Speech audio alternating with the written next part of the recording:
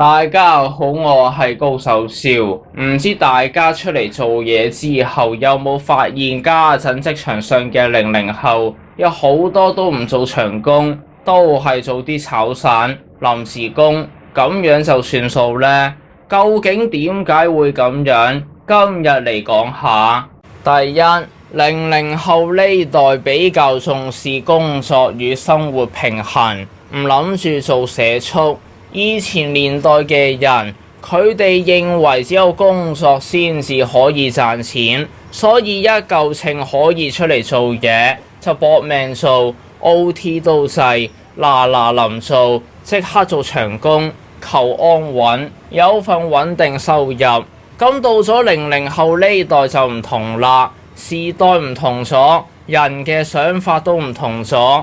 而家00後年代要賺錢，唔一定要靠工作先至得，仲有好多唔同嘅途徑去揾錢，冇必要為咗工作犧牲咁多嘢，會重視返工作與生活平衡，夠鐘就收工，享受生活，自然地就會傾向炒散 part time 為主啦。呢啲工自由報間，想返咩日子就報，唔想返就唔報。放假返工自己話事，嗰個月有嘢要去做嘅就報少啲，自由到不得了，夠晒工作與生活平衡。長工邊有得咁樣？試下長工成日射波請假，射得多工都隨時冇埋一次，唔係講玩㗎。所以點會做長工啊？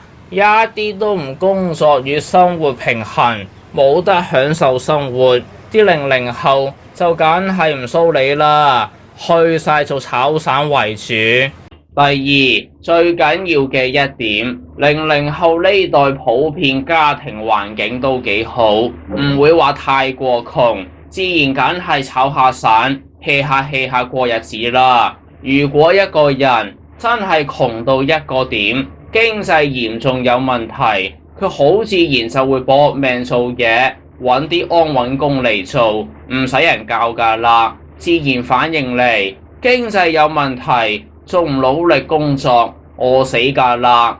咁00後呢代普遍家庭環境都唔差得去邊㗎啦。佢哋老豆老母個年代食正黃金時代，遍地黃金，好容易就撈到筆錢，有啲財產咁樣。所以00後好多一出世都唔使擔憂生活問題㗎啦。然後00後呢代啲父母好多都淨係生一個，00後好多係獨仔獨女嚟，即係代表住老豆老母有啲咩都會留晒俾佢哋㗎啦。真係完全唔會有咩生活問題，大把錢。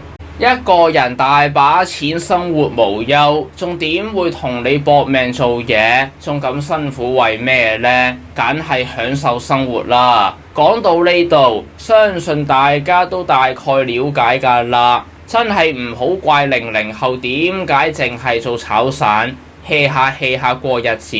好多屋企都大把錢，生活無憂，仲點會同你做社畜咁辛苦去捱啊？真係好幸福，呢啲先係真正嘅人生，唔做工作嘅奴隸。不過近年嘅經濟越嚟越差，個人覺得00後呢啲咁嘅日子都未必可以持續到咁耐，好好珍惜而家咁嘅日子先啦。